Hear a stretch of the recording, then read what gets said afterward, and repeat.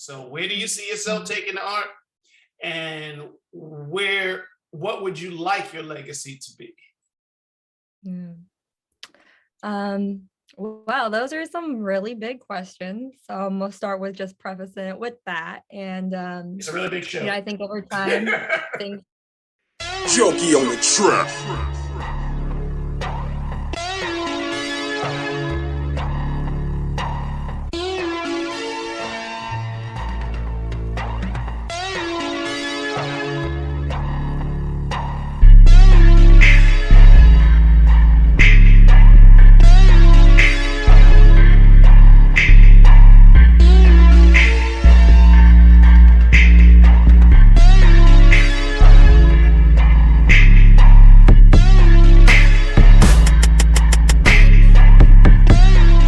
fun to watch and kind of reflect upon. I really liked it. It was short, but I liked how short and to the point it was, It was easily digestible. Yeah, I mean, and sometimes, it doesn't, that's not necessarily the formula. It's not formulaic. I'm going to start recording right now, actually.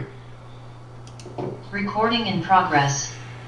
And ideally I try to not be terribly formulaic with everything, because some conversations were just meant to just be 25 minutes. Some conversations were meant to last 2 hours. It just depends on what the energy is.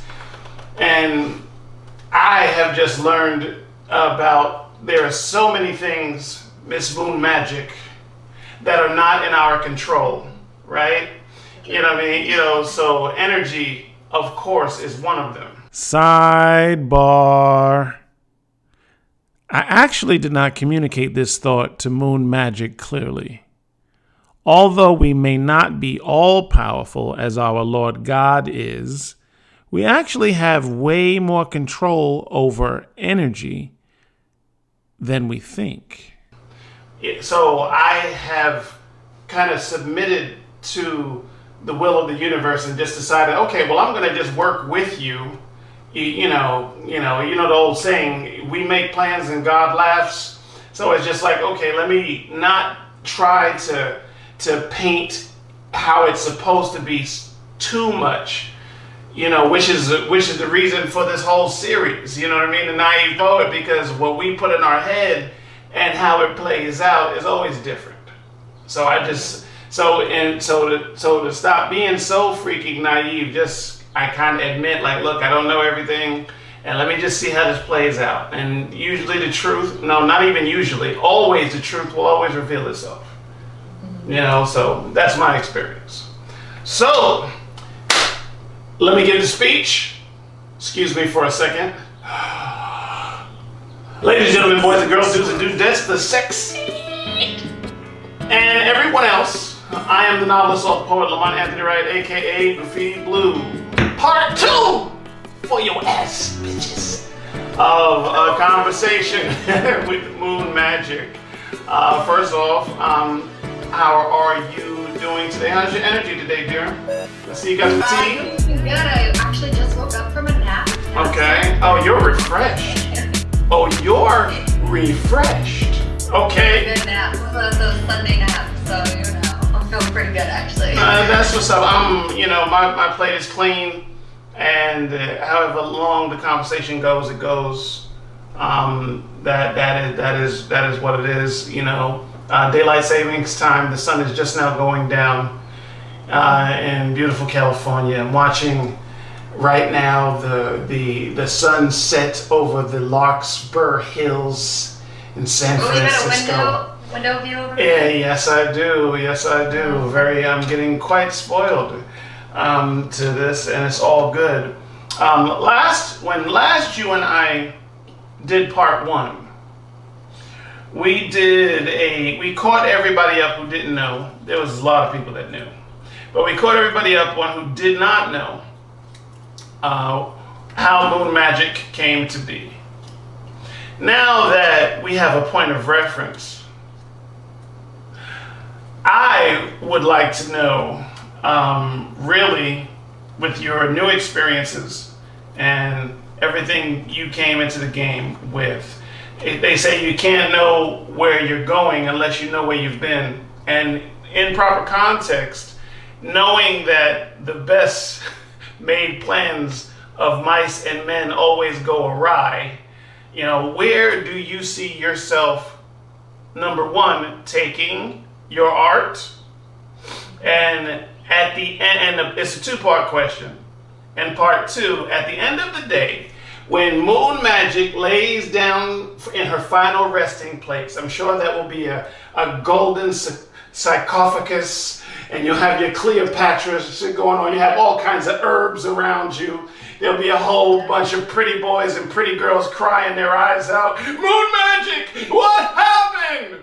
At the end of the day, when Moon Magic has gone to her next galaxy journey, what would you like your legacy to be? So where do you see yourself taking the art? And what would you like your legacy to be? Wow, those are some really big questions. So we'll start with just prefacing it with that. And it's a really big show. I think things change, things evolve. Yes. It's funny that at the beginning of our conversation, you were talking about letting go of the reins of the universe, so to say, right? I definitely feel like that's something. This journey has really forced me to embrace more and more. Is that I don't know what direction that is always going. I have a lot of hopes and aspirations, and of course, big visions for the direction and overall mission of what it is that I want to do, and what I feel called to do, and what brought me to where I'm at. But a lot of times, I feel like I've also been being, just drawn to letting go and allowing the universe to show me something that I wasn't expecting, and to be surprised by it, and to allow it to change me and transform me in ways that I couldn't have imagined. So I definitely want to start by saying that, and I think that's actually the forefront of my journey. My North Node is in Scorpio. For all of my astrology buffs out there, I'm really big in astrology. And your North Node is the direction in which your life is going. You're meant to lead your life. And Scorpio is one of the most difficult North Node placements, because Scorpio is the placement of death and transformation and rebirth, and basically, you're going to transform a lot in life if you have a North Node in Scorpio, and you definitely live basically multiple lives as a North Node in Scorpio, and can expect to be completely transformed from the person you were coming in. And your journey is more immaterial than it is material, because the opposite of North Node in Scorpio is Taurus, which is very material. So with all that being said, I'm here for the ride, y'all. I'm here for the ride. I definitely have a vision that was very clearly given to me, I feel, by Spirit when I started early in my journey. And the numerology of what my actual name means as Moon Magic, and what each number and what each letter represents, and the alphabet represents, is actually being somebody who is meant to master the cipher, or master your ability to see God, and bring people together through mastering my ability to see God. So I think overall that's my mission, and the forefront of what my legacy I would like to be, is being able to bring people together by being able to master my ability to see God, bringing more of that love, whatever you believe God to be, whether you believe it to be love, the universe, Creator, Great Spirit, just bringing the focus on that. That's kind of in most of the work that I do. Of course, some of the more material things, and of course I have lots of big dreams on that. I definitely see an Erykah Badu collaboration happening one day. Nice. Let's just put it out there. Mama Badu's gonna listen to one of these interviews and be like, "That's my girl Moon. Okay. That's my girl Moon. We got it. We riding." So Indeed. But yeah, I don't really like to lock myself into anything too much. I'd say the overall mission is is that in a very broad sense, and a little bit more down to earth is definitely just to be able to live off of my art and help others as much as possible, and hopefully it does help others just by being able to share my truth and living in my truth. That's all I could really hope for. And in that, I see a lot of parallels to your journey and my journey. At the end of the day, what I had said to myself was like, you know what, as long as the art pays for itself, and I'm never going to like deny whatever extra abundance that will come from that. And I'll take a page from Jordan Peterson right now. And Jordan Peterson was like, after all the bills are paid and you reach a place where the bill collectors are no longer at your door, everything else is just like, for what? What are you going to do? And I've learned to kind of live more in a state where I'm trying to be as useful as possible. I went from the pursuit of pleasure and I transferred to the pursuit of purpose. And it's like, kind of what am I doing it for? At the end of the day, I learned how to get all of this stuff. I learned how to acquire material things, and it always left kind of this fleeting kind of emptiness. And that's why, actually, that is a huge reason why I wanted to know where you were at, because I knew we ran some parallels. That's why, it's funny how what planets choose to orbit each other. Hey, that's right. You know what I mean? So, that's right. And honestly, I'm at such a point with it where I'm just like, I am almost curious to see how it manifests through me, like how, like building off of our last conversation, if I can do this, there's nothing I can't do. It's really just pushing the boundaries of that and seeing how far it can really go. I think it's limitless. So I almost don't even want to say anything because I don't want to lock it in.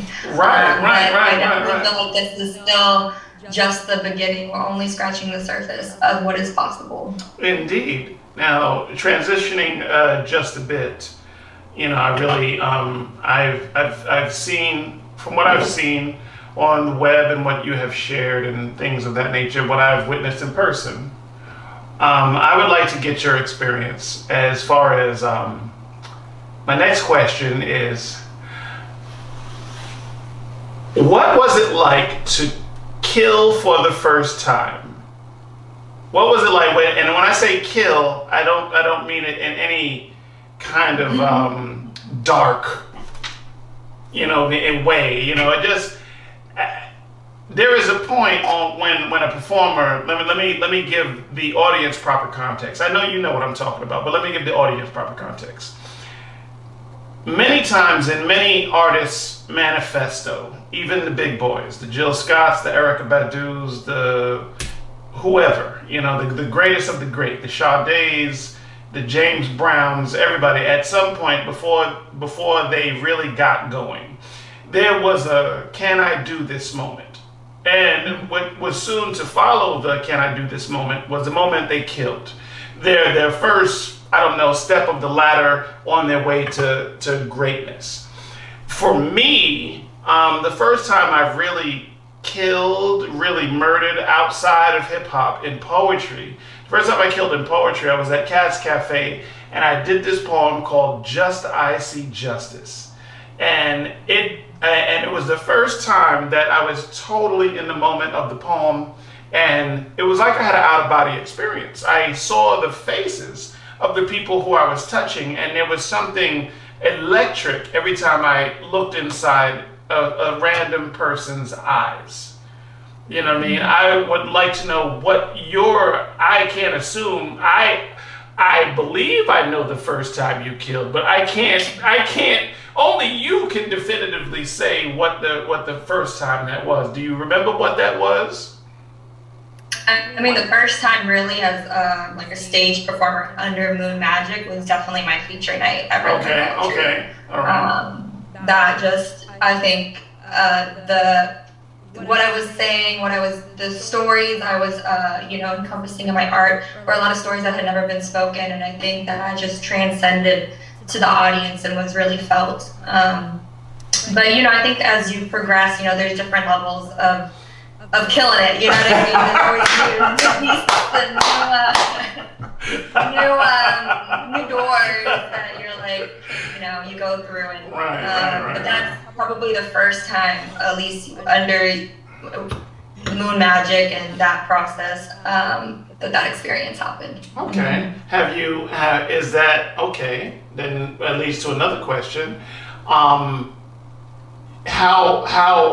routine, how difficult, or how easy is it for you to get to that space? Talk about your preparation a little bit before you go onto the stage. You have a tour coming up. Is the reason why I'm kind of leading up to that. I want you to kill every stage you freaking go on this tour, so you see where I'm kind of going. Talk about your preparation a little bit. How do you get to that place? I think each show is very different. Like I am definitely a student of the game, and I try to learn from some of the best, and some of the best I see when they come in, they very much take keen awareness of their environment, what kind of audience it is, what's the age range, what's the vibe. I think that really tells you a lot about your how much do you have to work to earn the audience, or how much are you coming in and already have the audience, which I can tell pretty right away, just from the vibes. I set up my merch booth, and I got my merch game on lock, y'all, so definitely make sure to come view my merch booth. It's definitely one of my strong areas. We always got it down at the merch booth, doing tarot readings and all this fun stuff. And so usually just by having that set up and, just kind of as the crowd comes in, I can kind of already get a vibe of where they're at with everything.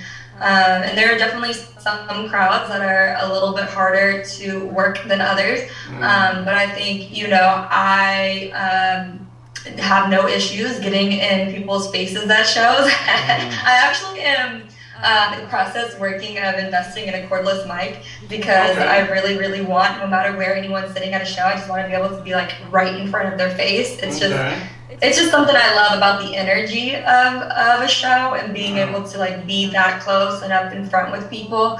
But it just really depends on the audience. But I think that's one thing that I know is like, okay, I'm gonna go to you. If they ain't coming to me, I'll come to you. I'll come to you. I'll look you in your eyes and make sure you see me. And I definitely have done that many a times. I've actually, even before a show was even started, gone out on the streets in front of the venue and just started rapping to people, trying to get them to come into the show. Right. Prepping for the show. So it just really, I just fill out the vibe and go with what I feel, and trust like the universe, like we've been talking about. And each venue, each location is so different. It's hard to really compare, but I definitely just jump into it full force, whatever it is that is I feel is being asked of me. Okay. I know that, and depending on how long you've been doing it or how often you do it, right? I know for me, I have these couple of standout moments, right? I like this show this one night, especially when I talk to my New York partners. I'm like, man, remember that show we did at wherever, and there's certain elements that I like about each show. This is gonna segue into, I got another 2-part question for you. Part 1 is, outside of rhythm and poetry, after the rhythm and poetry era, what was your favorite show, and why was it your favorite? Okay, and that was kind of a 4-part question, actually, because I got another question, and then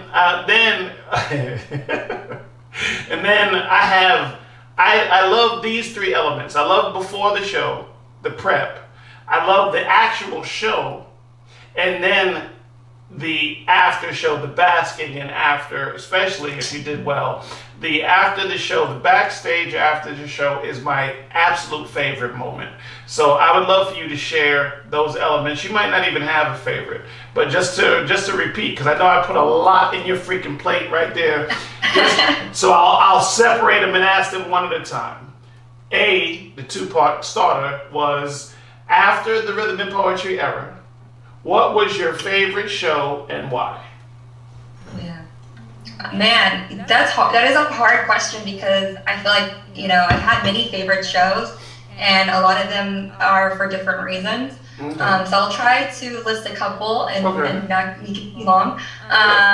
one of my favorite shows after the rhythm and poetry era, probably with the first one, was the Oshun show at Holy Diver. Okay. That was the first time I got to open up for a touring act, and it was just really amazing because it was my first time, the amount of support that I got from people from the rhythm and poetry era. And it was just such Oshun was an amazing, incredible duo, a hip hop neo soul duo, and so just the audience and the type of audience they draw in, it was just such a beautiful night, and it was definitely a vibe afterwards. Me and all my friends, we went to go get pizza, and I just, having not done something like that before, I think it was just something I felt unlocked in me, and I felt very proud of myself for being able to do that. Ace of Spades was definitely one of those shows as well. I love that. I love that venue. Yes. I think it's the biggest show I've done so far, because I think that spot holds like 500, and it was for the Grouch and Murs show.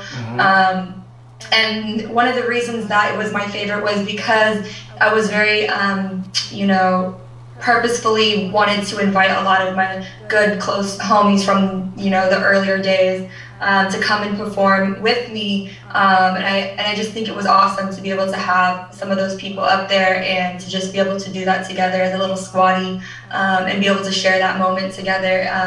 It was definitely something where we all felt super accomplished afterwards. I put, shout out to Berto, I put him as the DJ for the night, and he had never DJed before, but we needed somebody. Right. He definitely did it with enthusiasm.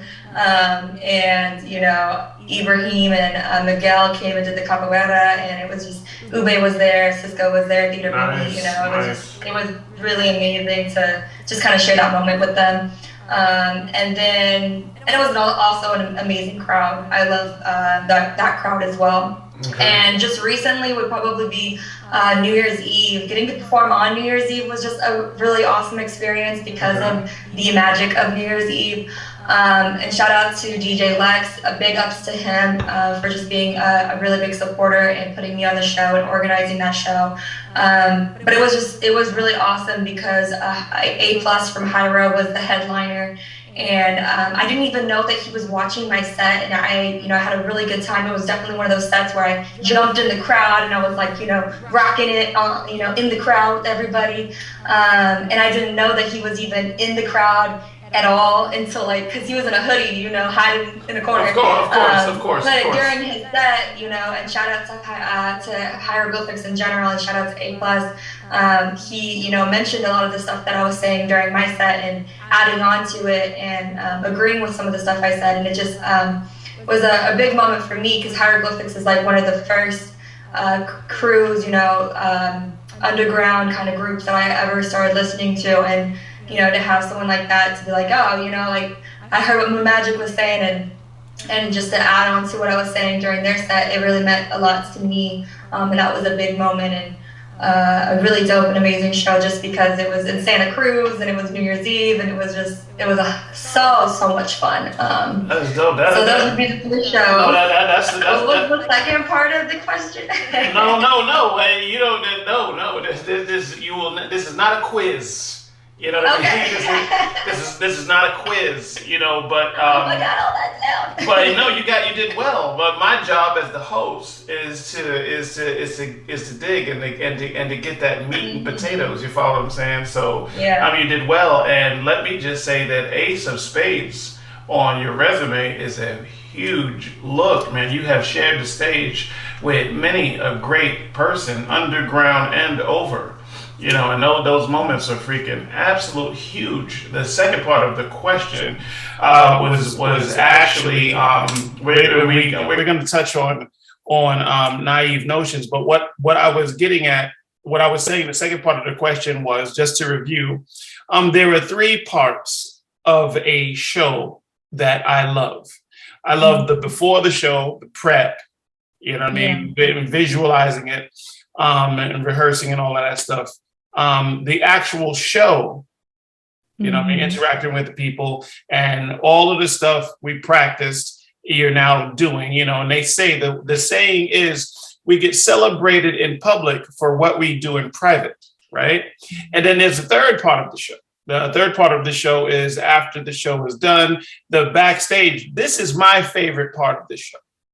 The backstage and the basking and just the camaraderie with other artists and people I admire, whether they're the big top tier guy that you're talking to or the guy or girl that you're mentoring. It's just like, oh, well, how do you do that? I love all of that. And my question to you was, out of those three, do you have a favorite, or do you appreciate those three elements that I was talking about? Oh, definitely. I mean, getting to meet with Oshun before the show and Grouch and Mers and A plus, like those were all, that's probably my favorite part almost of doing shows, is being able to connect with people who inspired me to even do music to begin with. I actually have, I'll show you this photo. Okay. I have this portrait that I created. I was like doing a visual manifestation of my like self as an MC, and wrote all these words and things of what that represented for me. And I have lugged this around to many a shows and have gotten it signed by Oshun and Grouch and Mers, Marlon Craft, Slimes, Gavilan, who else? Tumex, Reverie, quite a few people on here that who I look up to and who I respect. And it's been either through like, you know, opening up for them at shows or just like seeing them at a show and bringing it with me. And definitely that connection and being able to have some of those conversations have been very, very inspiring for me, and have helped me to continue on in some of my more difficult parts of this journey. During the actual show, I mean, the actual show goes by so fast. It goes by so quick. Yes, all of a sudden, I'm just like, it's the end of the night already. Usually, that's how it goes. But definitely, the end of the night, the New Year's Eve one was one of the funnest. Just kind of kicking it with everybody after. Like I said, big ups to DJ Lex, incredible person. Had a great night. The venue was so tight, man. It was like these cotton candy clouds that were like lighting up, and there was like projecting on the wall different visuals. It was just, the whole venue was just such a vibe, you know. Wow. And then being there in Santa Cruz, like right on the boardwalk, you know, on New Year's Eve, it was just a really, really incredible after night, you know, after party. But yeah, definitely during the show, before the shows, connecting with the artists. During the show, I would say just the actual feeling of the show is my favorite part, you know, just being in the moment, the connections I make, you know. Big shout out to everybody who's ever gotten a tarot reading at my shows. I think that's one of my favorite things that I get to do on the road a lot of times, because those conversations and connections, you know, they can go so deep, and it's just really awesome to be able to get to talk with people. And I think it just goes to show like how connected we all are, you know. And then afterwards, yeah, definitely some of those times I've had with either people who performed or people who came with the show after party has been a lot of fun. The New Year's Eve one would probably be my favorite in terms of after party. Okay, that's what's up. I wanted to talk about naive notions, right? And it's hard to talk about naive notions when it's easy to talk about naive notions when we're finding out how Moon Magic in part one became Moon Magic. And because you already lived that already, you already, you know what I mean? And you could, in hindsight, it's 2020, right? You could say, oh, I learned this, and this. However, talking about where you are at in the here and now, it's difficult to just be like, well, what am I naive about? You know what I mean? So, but to stay true to the show, and definitely, I love the naive notion thing about, I want to flip it a little bit. I want to turn it on its ear a little bit and ask you my next question, Miss Moon Magic, is what do you believe from where you're at now? And this is where do you believe, what do you believe you stand to learn? What do you need to get better at? You know what I mean? And need to educate yourself on to move forward. I know getting out of my own way. Getting out of my own way. Okay. 110%. Getting out of my own head, getting out of my own way, trusting my magic, trusting my power. I think that's an ever learning process and journey. Okay. Self-love and healing and shadow work and all of those kind of bigger terms. But yeah, I think that's the biggest thing for me personally at this time is just getting out of my own way. Okay. The way I get out of my own way, and it's very easy to get in your own way, I know it is for me, is doubt always wants to, there's always the fleshy part of us that questions the divine order, right? So typically when I have a doubtful moment or a moment that doesn't make me feel so good, I use my own feelings as a guidance system.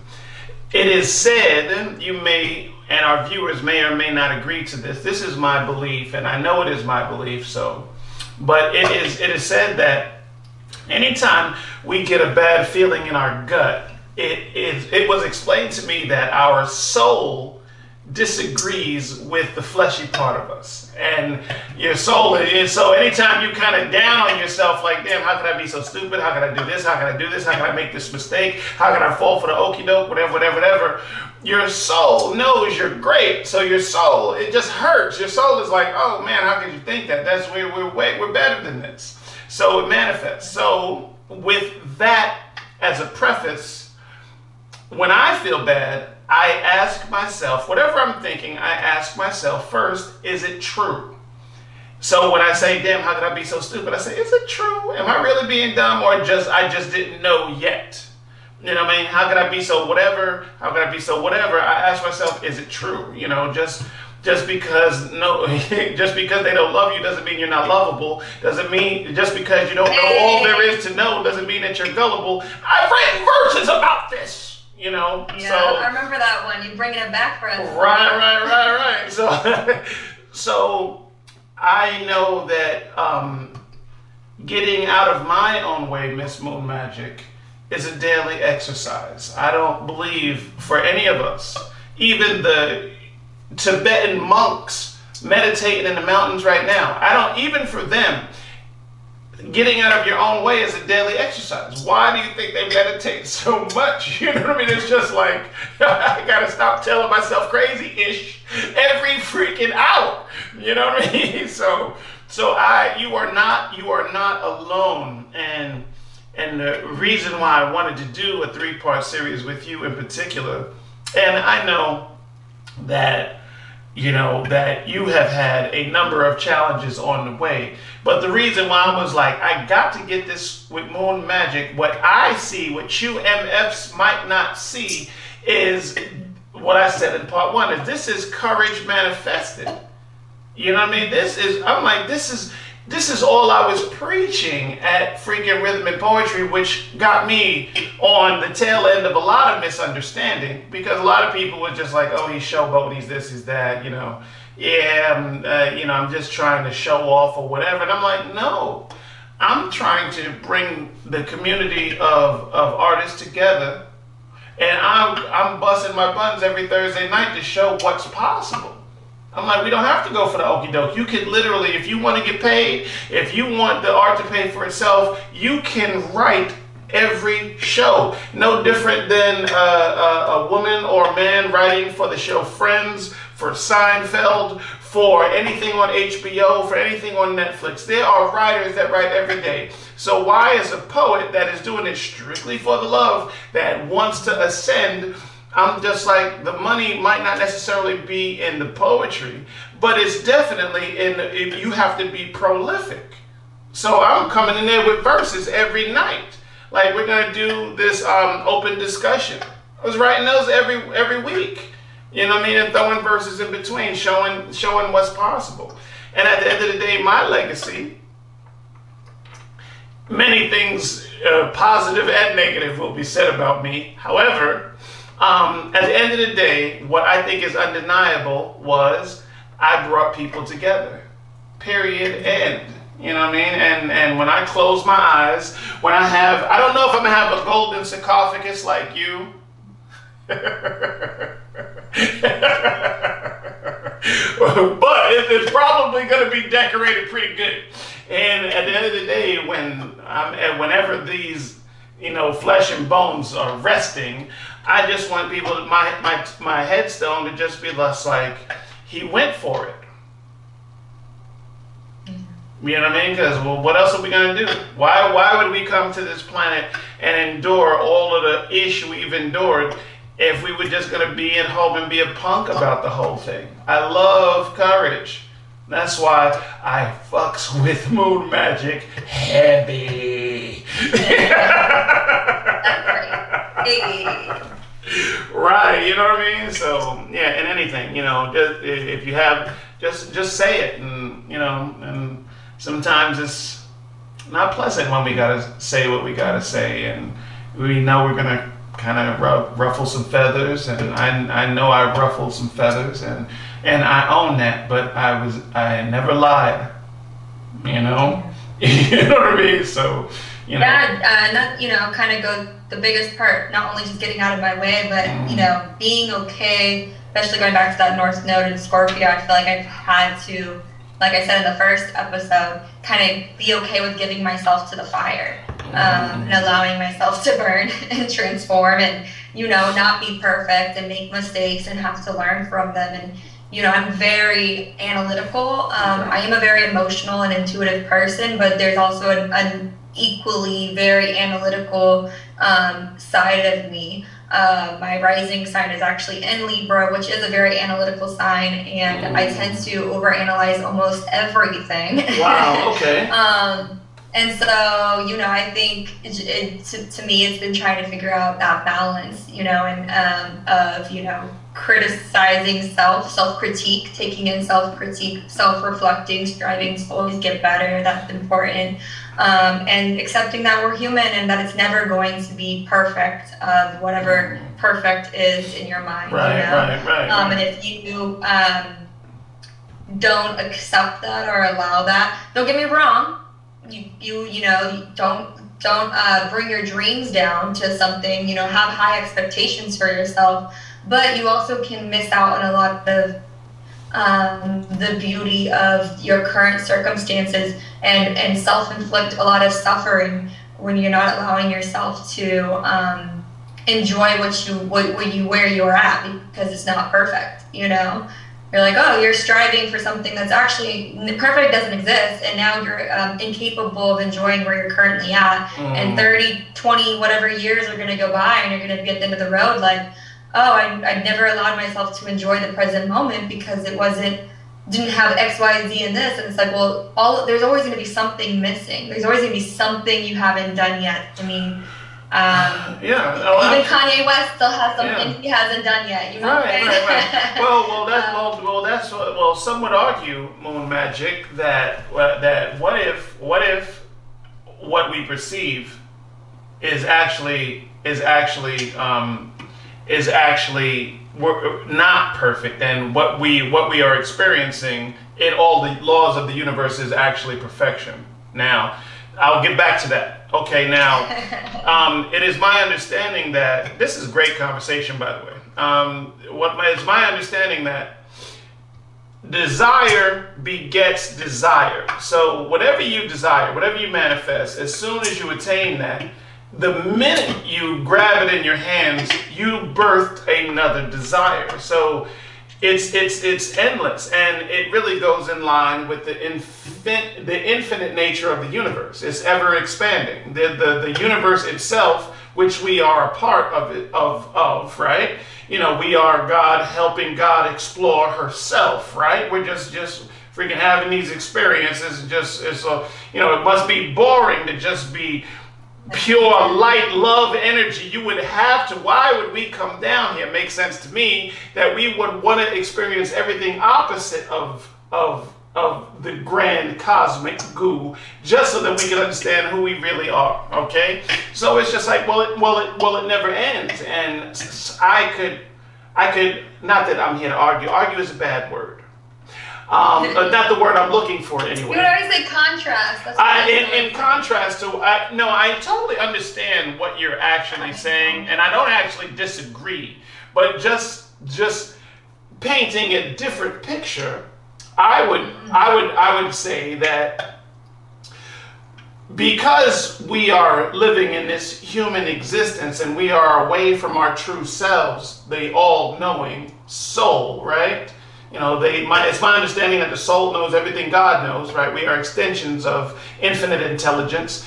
Because our fleshy part comes up with these ideas, of course, those ideas are imperfect because we're in this, we're not our higher selves. So it's like whatever, you know what I mean? So then it's just like, okay, then the energy and karma and magic and the moon and all of these other stuff start actually operating inside the confines of the laws of attraction, the laws of the universe, and all of these things. And karma gives you exactly what you put out, you know what I mean, to the freaking ounce. You know what I mean? I went for it. I had courage. I welcomed abundance. I was ready for it. And I have abundance. I was scared. I was this. I was that. I was malicious. I was dark. And this is what my life is. You know what I mean? It seems to me as the universe is working just fine.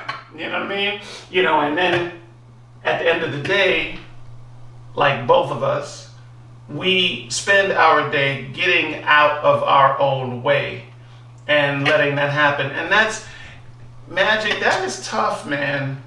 That is tough. Sometimes I be going through some ish, man. You know, I have my struggles like everybody else. You know what I mean? I be going through something real crazy, and then this little voice goes off and says, you're creating all of this pain right now. All of this freaking pain, it is all of my manufacturing. And that is a jagged pill to freaking swallow, because I know it's true. Then I got to tell myself, well, this pain is for a reason. I am walking through this fire. Whatever's on the other side of that fire is freaking beautiful. So just keep moving. You know what I mean? And I've learned. Yes. I saw this thing the other day that said enemy equals inner me. And I like that. I like that. So much of the conflict I think we experience as humans, don't get me wrong, there's some that is straight up other people and external situations, and of course it depends on how you look at it, because, you know, in my belief, you know, everything is a reflection, like you said, of the divine, right? So even if it is an external conflict, it's still a reflection of yourself in some way. Yes. But a lot of times, you know, it doesn't even get to that level. A lot of the conflict, you know, is inner conflict. And it's like, wow, inner stories that we're telling ourselves throughout the day. Oh, they looked at me weird. They must hate me. You know, man, I sound like such an idiot on this interview. Everyone who's going to hear this is going to be like, Moon is crazy or whatever.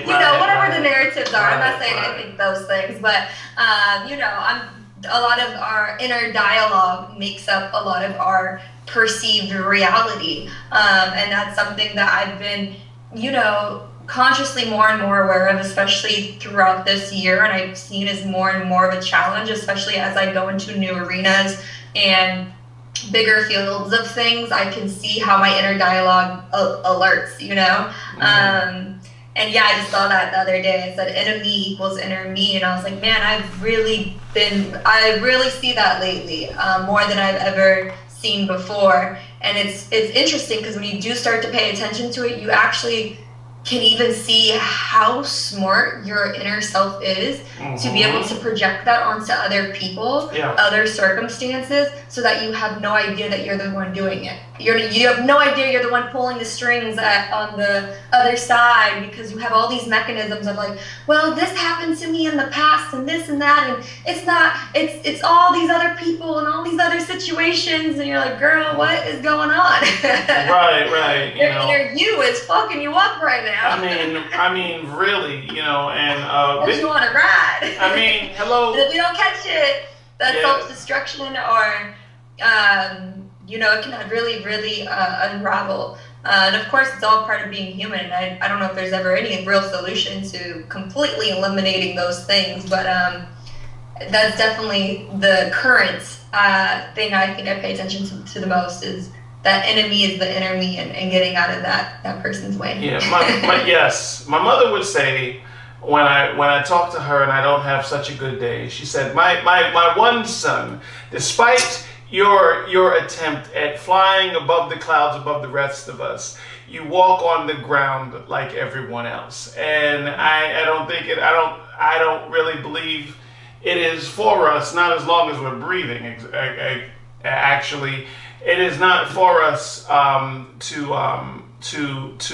be the Dalai Lama, you know what I mean? To just be so freaking transcendent, or be Jesus Christ incarnate, you know what I mean? You know, even. And I would add graffiti. Something that I definitely was after my grandma passed. A deep message on that I received is that you can actually be way too self-righteous. Yes. Where you're too much in the clouds. And there was a time period after, I would say shortly after the rhythm and poetry, it was towards the tail end, where I had a very hard time being almost on the earth. Right. So I was too much in the clouds, y'all. Right. Okay. Where, like, you know, if you're not balanced and don't, you know, if you don't allow yourself to be human, you almost miss out on even being able to be here, you know, because you're so far disconnected from everyday people and what, you know, just life situations and scenarios. And I realized how hard I was being on myself, and these unrealistic expectations I was having were no fun for anybody. Right, yeah, and being. But exactly what you said, like, you can actually, it can be too much. You know. Too much, and you almost forget that having a human experience can be potentially a very delicious experience. You know what I mean? It's really whatever you want to make it. You can certainly make it a miserable existence. You know what I mean? You can certainly do that just through perception of a whole bunch of things. You can look at everything everybody does as some kind of plot against you, you know? But it's a beautiful freaking thing. And a lot of my journey in Sacramento was an exercise in getting out of my own way and going for it, and not being like, I don't care what anybody thinks, not being that, but just kind of rolling with whatever the challenge or energy or usefulness was of the day. You know what I mean? That is my mission, you know, and I really felt it was a higher form was showing me, like, hey, this life about healing, if you really want to bring people together, if that's what you really want, if you really want to unify people, it's probably going to be the hardest thing you'd ever do. You know, there are so many ways that people perceive your generosity, sincerity, you know, honesty, integrity. You know, I again, you know, I've been, sometimes at the end of the night, I'm just like, wow, how did you come up with that, you know, perception of me? Because that was so far from my intended outcome, you know what I mean? Right. Something I'd like to add to that is that, you know, there's good and bad in all things. Yes. In literally almost everything. And so that means that even if you have the purest intentions, in someone's eyes, it's going to be bad. In someone's reality, it's still going to be bad. Sidebar number 2. Moon Magic is right. And it took me a long time to figure that out. You know what I mean? So, like, the sun, let's say the sun, you love the sun, you need the sun, but the sun can be bad if you get too much sun, you know what I'm saying? Yeah. And vice versa. Absolutely. It's hard to accept the multiple truths that exist in reality simultaneously at the same time, and being okay with all of them, the good, the bad, and everything in between, and recognizing that they are actually, you can pick and choose which ones you want to believe. You can do that. Anybody can do anything they want. But something I've been trying to empower myself more, because I've been working more intentionally on shadow work lately, is actually looking at it in totality instead of automatically forming a judgment on something, trying to refrain from putting a judgment on it, just observe as much as I can, try to get the total picture of whatever the scenario is, good, bad, and ugly,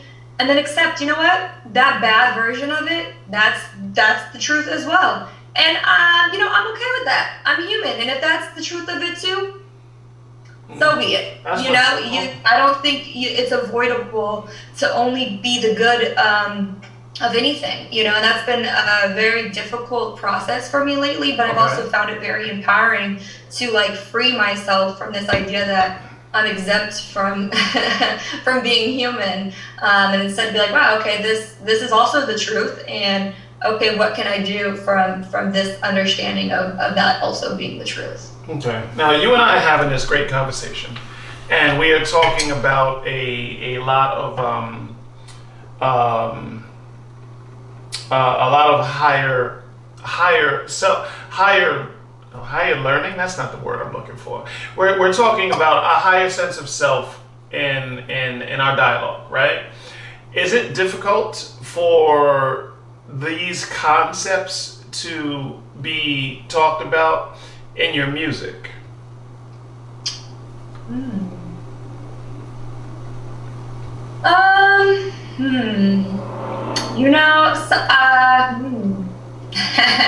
That's a good question.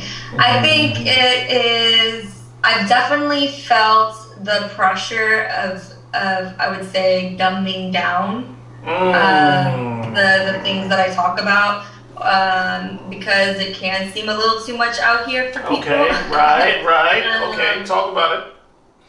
But balance is important. So I don't try to limit myself. If that's where the energy wants to go, and I want to have this conversation, and a lot of that's what I really liked about the latest project I did, the Hip Hop Witch album, was because I felt like it was kind of took you on every part of that journey. There's some songs on there that were just very like lovey-dovey, kind of just not too deep, just very surface level about love, and just kind of fun, free songs. And then I had songs on there that were about grief and very more deeper into these concepts, and had some of those kind of innuendos or double entendres that I was kind of referring that you would have to really are catching them or not, who knows, Some people do, and it's really awesome to be able to have those conversations with people at shows, and I think those who get it, it's meant for them, and those who don't, and it's just like anything, right? If the message doesn't stick for you, it's not for you, and that's okay, but I don't limit myself to just these kinds of conversations, I think some songs can be sexy and fun and flirtatious, and other songs can be, a little bit deeper and talk about some of these deeper topics. I think no matter how much I may try to lighten up some of the things that I talk about, I think being a deep person, especially in my writing, is just a part of who I am a lot of the times.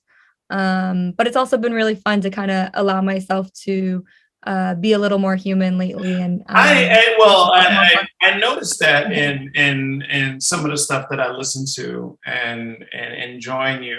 And I remember the beginner starter kit mode magic, and then I saw the mature mode magic, and I was like, it's like I could tell just through her content, listening to your flow, lyrics, and what you were talking about. I'm like, she's finding a balance. I'm like she's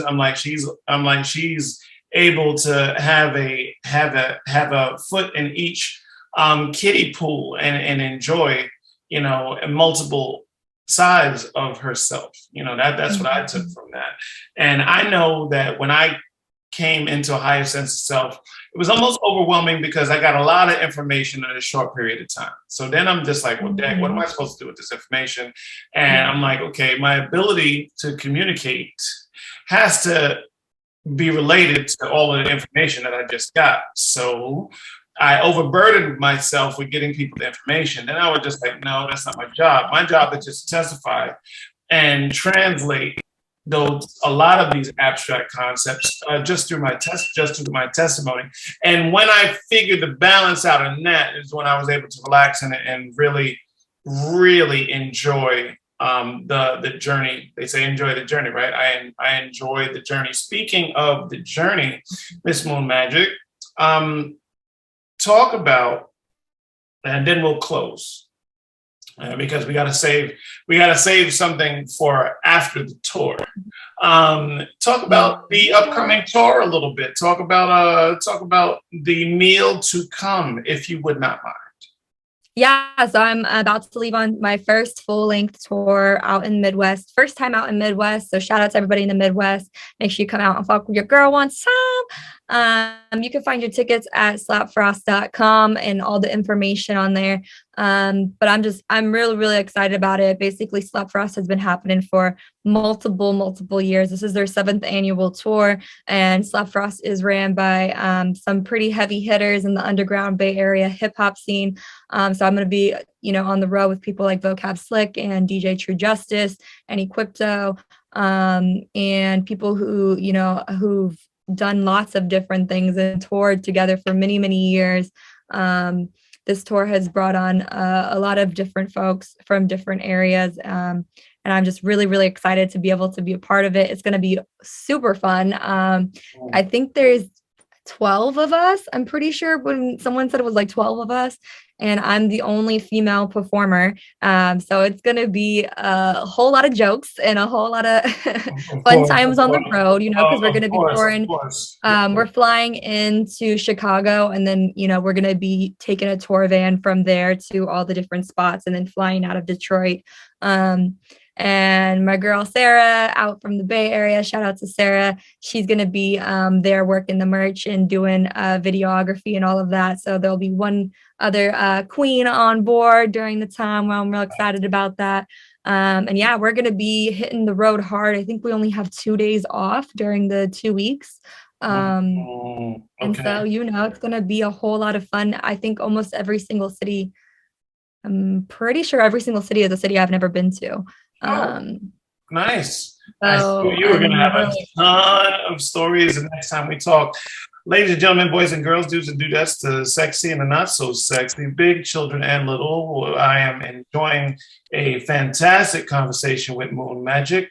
And she is about to hit the road. We decided off camera that we was going to do this interview series in 3 parts. We was going to do 1 part, introduction, how did Moon Magic come to be? Second part, kind of where Moon Magic is now.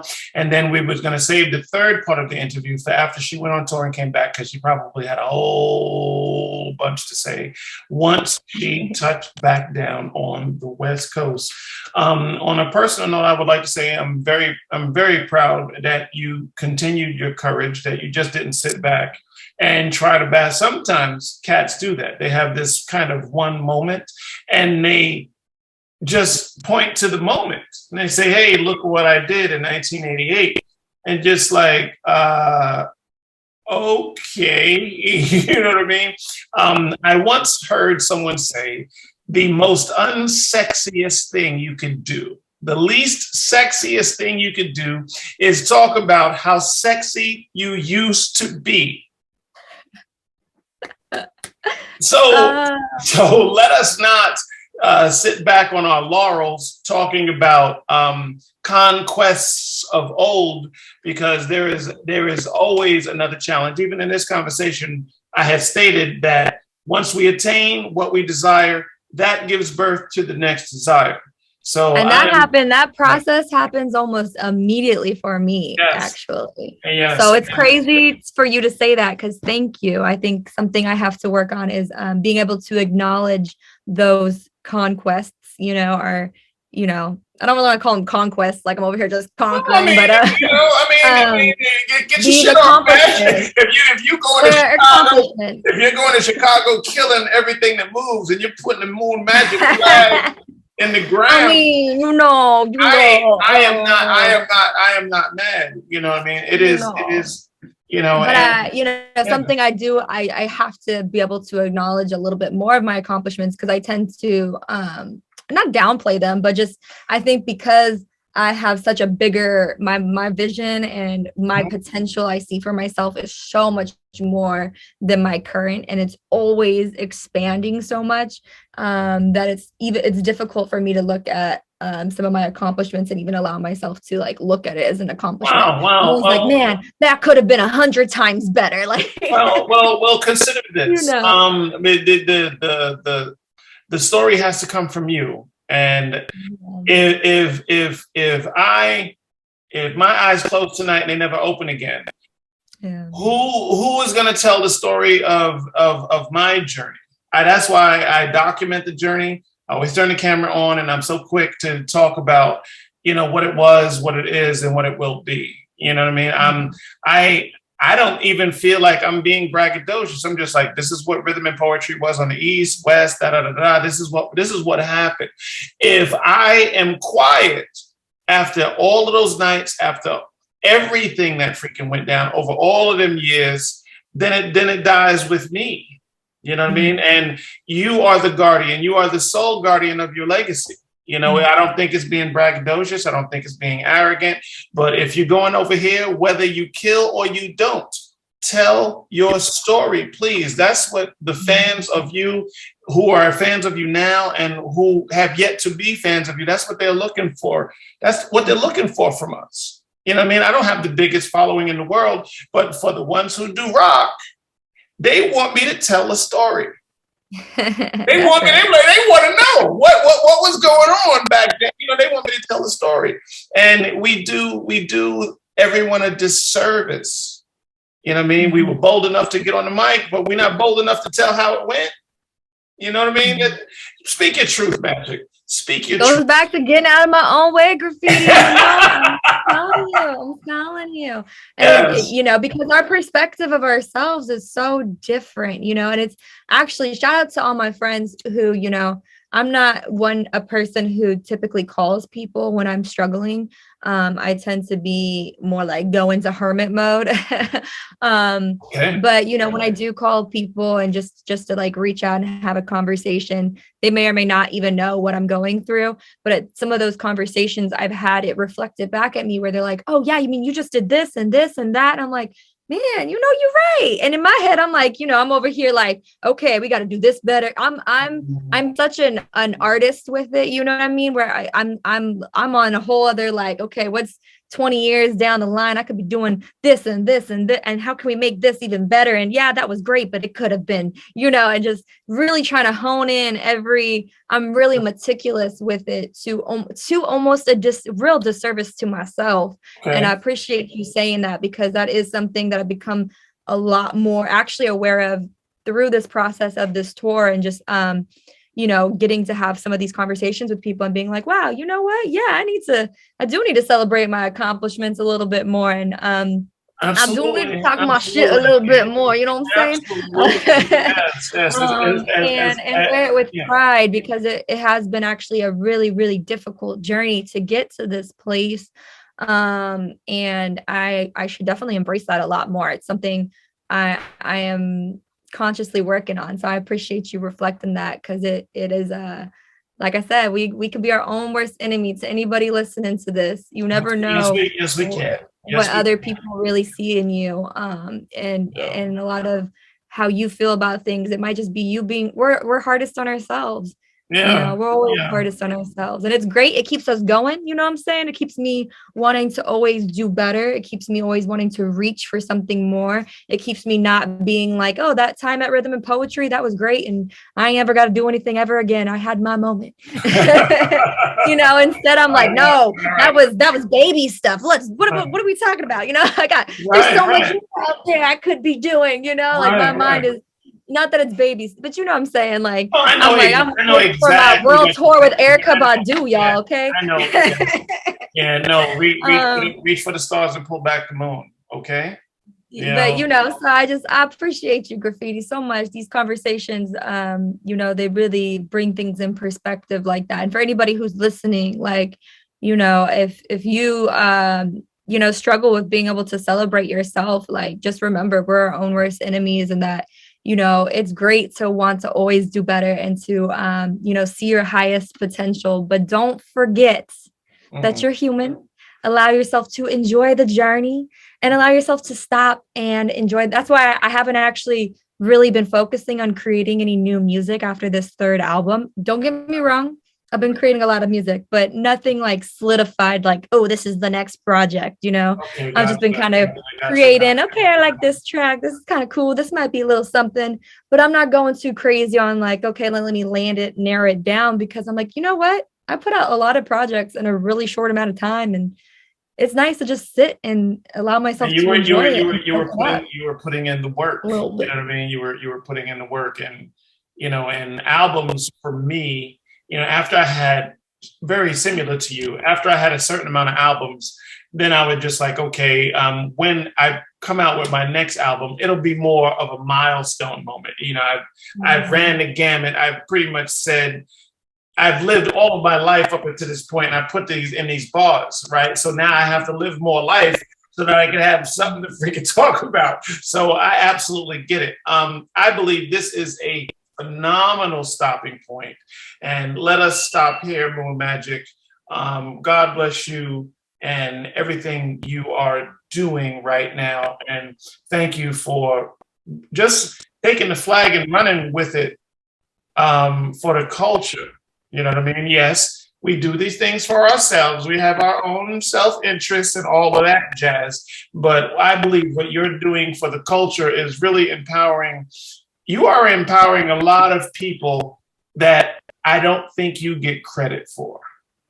You know what I mean? I really don't think that people, you know how people are. People will watch you voyeuristically through glasses and watch every video you got and not leave a like or a comment or a share at all. But you're just like, damn, that's like I got 5,000 views now. Somebody's watching it. Some people will be giving you the stink face at a show. They be giving you a stink face at a show, and then they'll come up to you after and be like, that was so lit. I'm like, what? Right. So you look like you were gonna like maul me, low-key. Right. So it's all good. I'm gonna put. I still have all the tour dates information on there. I'm gonna put everything on screen along with your latest project. You kill who you can, save who you cannot, and we will be picking this up after you touch back down from the tour. And I think I'm gonna call part 3 storytelling with Moon Magic, because I think you're gonna have so many damn stories. I'm gonna just be in the back, just sipping tea like that. Sipping the tea. Just sipping the freaking tea, man. Anything you want? Real quick. Anybody? I know you're probably gonna actually post this relatively soon. It might be after the 18th, but I am doing a free tour fundraising birthday bash show, y'all, on March 18th in Oak Park. You can find all the information on my website, www.moonmagicflows.com, or if you find me on social media at Moon Magic Flows. But the whole point is to just kind of kick it and kind of, get excited about the tour, because it's starts on the 25th, and that's the last weekend I'll be in town before I leave. So I really just want to kick it with all my folks in Sacramento. It's also my birthday weekend. Like I said, it's a free show. I'm going to be trying to raise funds for the tour. There are a lot of fees with being on the road, so anything helps. But come out, just have a good time. There's going to be food trucks out there, different vendors, and a lot of dope artists who are coming out and celebrate my birthday with me and just vibe out. It's gonna be dope. So if you hear this before March 18th, it's gonna be 5:00 p.m. to 9:00 p.m. Over in Oak Park on Broadway. Love it. And you heard it here. Maybe not first, but you heard it here, ladies and gentlemen. Ladies and gentlemen, boys and girls, dudes and dudettes, sexy but not so sexy, big children and little, Moon Magic, March 18th, Midwest tour. Get your tickets. Holla at your boy. Like, comment, share, subscribe. You know the vibes. Moon, until next time, I'll see you when you get back, girlfriend. I'm stopping the recording now.